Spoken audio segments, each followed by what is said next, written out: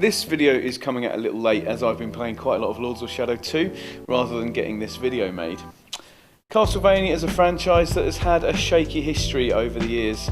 There have been some epic, phenomenal titles that have genuinely changed the fate of gaming, and then there have been some kludgy, awful titles that have ruined all the efforts of the previous games. Now, this is a game with a long history. It stretches all the way back to the NES, so it's to be expected that Konami would miss the mark from time to time. Let's not forget that Tomb Raider, Angel of Darkness and Mario's Time Machine existed, and those games bounced back okay, right? In fact, if this episode of Second Wind were to have a subtext, it would be that one bad game can ruin a series, but it takes a very brave developer to pick up that intellectual property and try to revive it. Sometimes it works, sometimes audiences are too lukewarm after being burnt so badly previously. Unfortunately, this is the case with the criminally underrated Castlevania.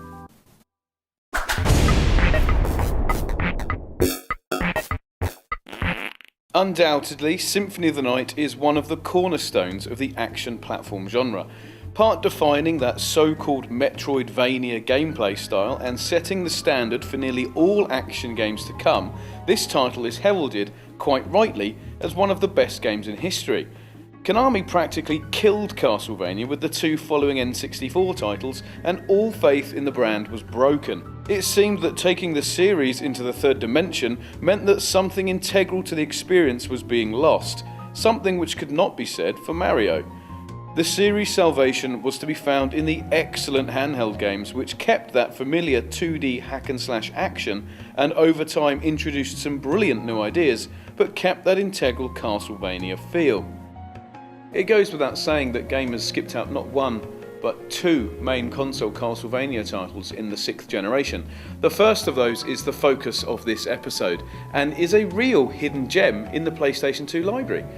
Capcom's inaugural Devil May Cry had been released a year before, and had made steps in defining the new generation of action games with its intense hack-and-slash action, slick presentation, and broody gothic locations. Looking back, this was exactly the sort of title Konami wouldn't have wanted their flagship Undead Killer to go up against. Regardless, what we got was a solid action-adventure title with enough hacking, slashing and whipping one would expect, but with just enough new features to take it over that next-gen threshold. Foreboding, atmospheric and much more subtle than Devil May Cry, the narrative owes a small sum to the Francis Ford Coppola Dracula movie, but hides some unique and brilliant twists in the tale. The conclusion to the game's story is strikingly similar to the more recent Lords of Shadow, and manages to remain tasteful without resorting to the usual form of loads of things are happening and everyone is shouting and I don't know what's going on. In true Castlevania fashion, the gameplay takes place inside the evil vampire's enormous castle, and sees Leon taking on the castle's 5 main areas in any order he likes. Once all 5 areas have been cleared, the final 6th area is unlocked, and the final encounter awaits. Anybody who's played Super Mario Land 2, the 6 golden coins on the Game Boy, can appreciate this kind of game design, and the balancing involved in getting all that working is really well executed. It may lack some of the complexity of its contemporaries, but again, it's a good effort. The action is surprisingly similar to Devil May Cry, with the full transition from 2D to 3D being finally realised in extenso. The combat lacks the precision of the 2D games, but this is easy to cope with and doesn't really provide any obstacles. All told, this is truly the first positive move that the Castlevania franchise made into 3D. The essence of Castlevania is still present with rapid combat and some beautifully stylized visuals packaged into a neat and slick little package. Unfortunately for Konami, despite high critical acclaim when the game came out, the financial response was tragic. Unfortunately, gamers were already too badly burnt by previous Castlevania games to really invest in this, and if they were looking for action-adventure platformers, they were already spoilt for choice, with the likes of Onimusha and Prince of Persia already topping the charts, and countless other games already doing really well. Had a few more discerning gamers actually taken the risk and picked this up, we might have seen Konami back on top a lot sooner, and we could all have been playing decent Castlevania games for the last decade. Whipping vampires and werewolves into oblivion has never not been fun, and this game is no exception.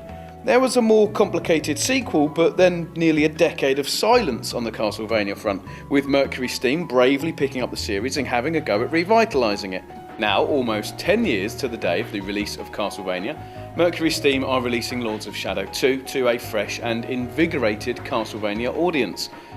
Mercury Steam have changed the core game a great deal and stepped maybe even further from the proven formula, but they did keep true to the horror themes and the emotional heart of the series. Lords of Shadow might not be the Castlevania game we deserve, but it's the one we need right now, and we salute anybody trying to revive gaming's first true horror series. If there weren't developers in the world willing to revive somebody else's slumbering franchises, then we would never have got the sublime Deus Ex Human Revolution, Fallout 3, or even Metroid Prime. All respect to Konami for weathering the post-N64 storm and releasing, in all fairness, a really decent game, despite the fact that not many people bought it. If you guys want to give this game a go, then it is actually available on PSN, so you PS3 users can go and play it right now. You old school guys, you can go and fork out for the disc like I did online. As always, thank you guys for watching, and please don't forget to rate, comment and subscribe, and I'll be back here in not too long. I'll be making another video about what I consider to be the golden age of console gaming, right here on The Game Show.